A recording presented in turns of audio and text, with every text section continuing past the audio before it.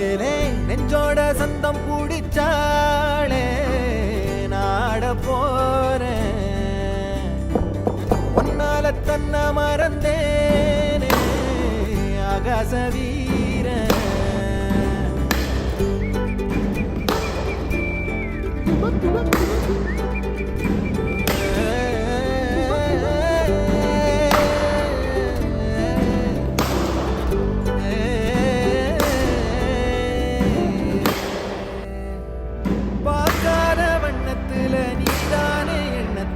தாக்காத தையல் விழியே